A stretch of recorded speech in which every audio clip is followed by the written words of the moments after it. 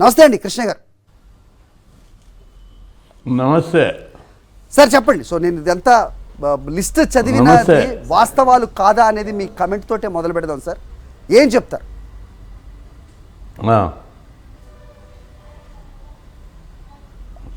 Hello, వినబడుతుంది, మాట్లాడండి. ముఖ్యమంత్రి జగన్మోహన్ రెడ్డి గారు బీసీలను ఓటర్లుగా చూస్తున్నాడు, కుటుంబ సభ్యులుగా చూసి ఈ కులాలను ఎట్లా అభివృద్ధి చేయాలి, వీళ్ళ పిల్లలు ఎట్లా చదువుకుంటారు, ఏ విధంగా ఈ కులాలను పైకి తీసుకురావాలి, వీళ్ళను సేవకులుగా చూడొద్దు, వీళ్ళని కుటుంబ సభ్యులుగా చూసి ఒక మంచిగా చదివిపించి ఉద్యోగాలు ఇచ్చి వీళ్ళని అభివృద్ధి చేయాలనే కోణంతో జగన్మోహన్ రెడ్డి గారు చూస్తారు.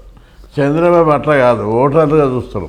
వీళ్ళకి మాయమాటలు చెప్పి వీళ్ళకి ఎట్లా మభ్యపెట్టాలి, ఎట్లా ప్రలోభ పెట్టాలి, ఓట్లు వేయించుకోవాలి, ఓట్లు అందరూ దొబ్బేసేయాలి పక్కకు. అట్లాంటి పద్ధతి చంద్రబాబుది. జగన్మోహన్ రెడ్డి గారు బీసీలను బీసీలు అని చెప్పి ఈ వెన్నెముక కులాలు, బీసీలు సమాజానికి వెన్నెముక కులాలు, వారి వల్లనే సమాజ సంపద ఉత్పత్తి అయిందని చెప్పి వాళ్ళకు పదవులలో ప్రాక్టికల్గా చూడాలి మనం. చంద్రబాబు ముఖ్యమంత్రిగా 14 ఏళ్ళు చేసాడు. ఏనాడు కూడా బీసీలకు రాజ్యాంగబద్ధమైన హక్కులు కావాలని, ఆ కులాలను ఆర్థికంగా డెవలప్ పదవులు అగ్రకులాలకు ఇచ్చి పనిముట్టు బీసీలకు ఇచ్చిండు ఆయన. జగన్మోహన్ రెడ్డి గారు 2 రకాలుగా ద్విముఖ వ్యూహంతో ఈ కులాలు అభివృద్ధి చెందాలని ఎకనామిక్ స్కీమ్స్, అమ్మ ఒడి, పూల్ ఫీజు రియంబర్స్మెంటు, అదేవిధంగా ప్రతి విద్యార్థికి స్కాలర్షిప్, విదేశీ విద్యార్థులకు కూడా విదేశానికి పోతుంటే 10 లక్షల నుంచి 50 లక్షలు ఇచ్చి ఈ కులాల సర్వతోముఖాభివృద్ధికి పాటుపడుతున్నాడు. చదివితేనే ఈ కులాలు డెవలప్ అవుతాయని, బాల కార్మికులు ఉండవద్దు, వీళ్ళు ప్రతి ఒక్కరు చదువుకోవాలి, చదువుకుంటే రేపు ఇంజనీర్లు అవుతారు, డాక్టర్లు అవుతారు, కలెక్టర్లు అవుతారని ఉద్దేశంతో అమ్మఒడి పెట్టాడు. ఒక్క పిల్లగాడు కూడా ఈరోజు పొలం పనులకు పోతలేడు. లేబర్ బాల కార్మికులు అవుతారు, ఏ ఓటర్లు లేరు. మన దగ్గర వేరే రాష్ట్రాల నుంచి పనిచేసే పరిస్థితి ఏర్పడ్డది. ఇక్కడ ఉన్న ప్రతి ఒక్కరు చదువుకుంటున్నారు. రెండవది, ప్రతి ఒక్కరు చదువుకోవడం వల్ల సమాజం లోపలనే మౌలికమైన మార్పు వస్తుంది. కొన్ని రోజుల తర్వాత ప్రతి కుటుంబం ఇంజనీర్ అయ్యి, డాక్టర్ అయ్యి, తర్వాత పెద్ద పెద్ద ఆఫీసర్లు అయ్యి, ఐటీ ఇంజనీర్ అయ్యి, ఇక్కడ ఐటీ కంపెనీలో మన వాళ్ళే ఉంటారు, మళ్ళీ విదేశీ ఐటీ కంపెనీలని కూడా మన వాళ్ళే కబ్జా పెడతారు. ఈ విధంగా పేద కులాలకు చదువు ద్వారానే వాళ్ళు సర్వతోముఖాభివృద్ధి చెందుతారనే మంచి సదుద్దేశంతో జగన్మోహన్ రెడ్డి గారు మొత్తం చదువు మీదనే దృష్టి పెట్టాడు.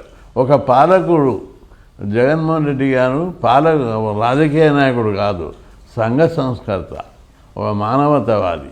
పేద కులాలు శాశ్వతంగా ఎట్లా డెవలప్ అవుతాయి, ఈ కులాలకు ఏ విధంగా డెవలప్ చేస్తే, ఏం చేస్తే వీళ్ళు శాశ్వతంగా పేదరికం పోతుంది అనే ఉద్దేశంతో చదువు ద్వారానే వీళ్ళ పేదరికం శాశ్వతంగా పోతుంది, చదువు ద్వారానే ఈ కులాల గౌరవం పెరుగుతుంది, కుటుంబ గౌరవం పెరుగుతుందని ప్రతి ఒక్కరు చదువుకునే విధంగా ప్రతి స్కూల్ను ఇంగ్లీష్ మీడియం చేశాడు, కార్పొరేట్ స్కూళ్ళుగా మార్చారు.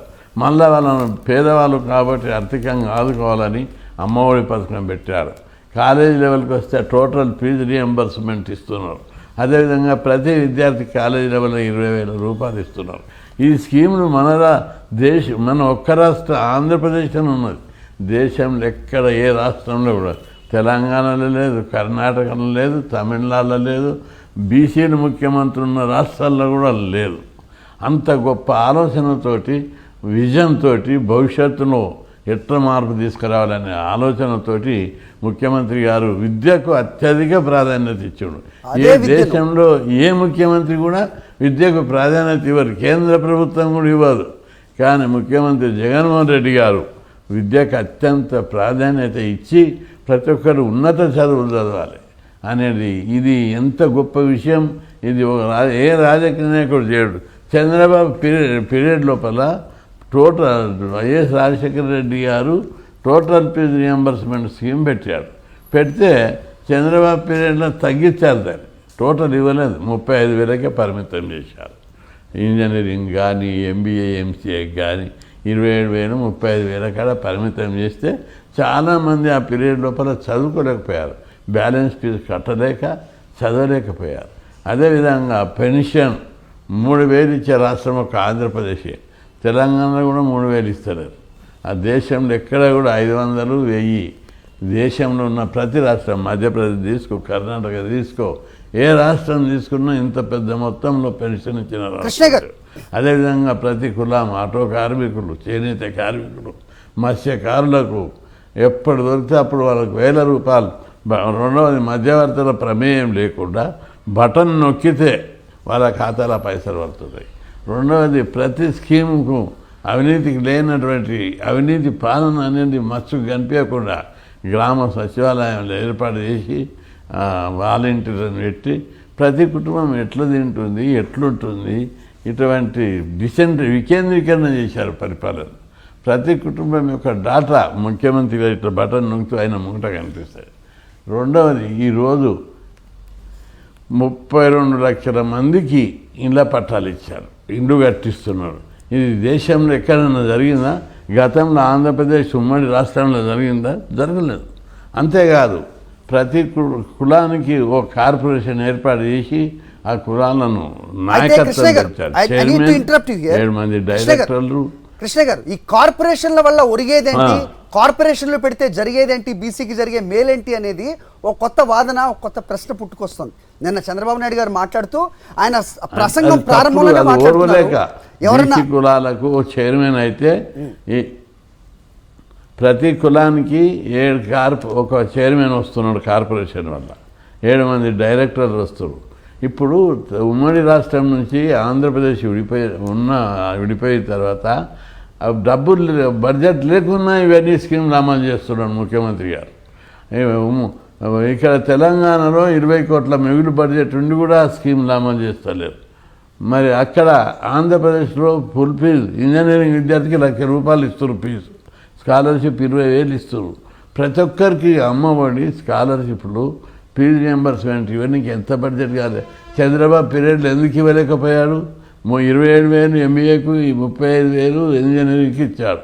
ఇప్పుడు ఎంత ఉంటే అంత, ఒక్క పైసా ఫీజు కడతలేరు ఏ విద్యార్థి కూడా. రెండవది కార్పొరేషన్ల వల్ల ఈ కులాలలో విశ్వాసం, ఆత్మవిశ్వాసం పెరుగుతుంది, ధైర్యం పెరుగుతుంది, నాయకత్వ లక్షణాలు పెరుగుతాయి. పైసా రేపది కాకపోతే రేపు వస్తాయి. కార్పొరేషన్ ఏర్పాటు చేసారు, ఖచ్చితంగా ఇస్తారు. బడ్జెట్ లేకపోవడంతో ఇప్పుడు ఆగింది. భవిష్యత్తులో అందరికీ లోన్లు వస్తాయి, బడ్జెట్ వస్తుంది, అవన్నీ కూడా ఎదుగుతాయి. వాళ్ళ పీరియడ్లు ఎందుకు చేయలేదు? చంద్రబాబు పీరియడ్లో కార్పొరేషన్ కావాలని మేమందరం అడిగితే ఎందుకు చేయలేదు? ఆయన ఏదో కొందరికి సుత్తే, కొడవలి, కంకి అవి ఇస్తే సరిపోలేదు. ఏ కులాన్ని డెవలప్ చేసిండు ఆయన? ఏ కులానికి ఇచ్చిండు? బీసీ మీటింగ్లో పెట్టనియలేదు. ఆంధ్రప్రదేశ్కు కృష్ణయ్యను రానియొద్దని చెప్పిండు అక్కడ బీసీ ఆయననే ఉన్నాడు. ఆయన రానియకుండా బాగా బీసీ ఫీలింగ్ రెచ్చగొడుతుడు, నాయకత్వాన్ని పెంచుతున్నాడని. అంతే ఆయనకి ఎంతున్న కసి బీసీ పట్ల వ్యతిరేక వైఖరి. బీసీలు జడ్జీలకు పనికిరారని, నాయకులుగా పనికిరారని టికెట్ ఇవ్వలేదు, జడ్జీలుగా పనికిరారని హైకోర్టు జడ్జీలకు రికమెండ్ చేయలేదు. ఈ విధంగా బీసీల పట్ల మత్స్యకారులను తిట్టాడు, నాయ బ్రాహ్మణులను వార్నింగ్లు ఇచ్చేలా కొట్టాడు ఆయన దగ్గరికి వస్తే. ఈ విధంగా ఆర్ కృష్ణన్ ఏపీకి రానియొద్దని చెప్పాడు అక్కడ ఉన్న లీడర్లకు. ఈ విధంగా ఆయన లోపల బీసీ వ్యతిరేక వైఖరి ఉంది తప్ప బీసీలను అభివృద్ధి ఎన్నికలప్పుడు ఆయన బీసీలను ప్రేమగా చూస్తాడు, ఎన్నికలు అయిపోయాక తొక్కుడు పెడతాడు. అది ఆయన పరిస్థితి. అయితే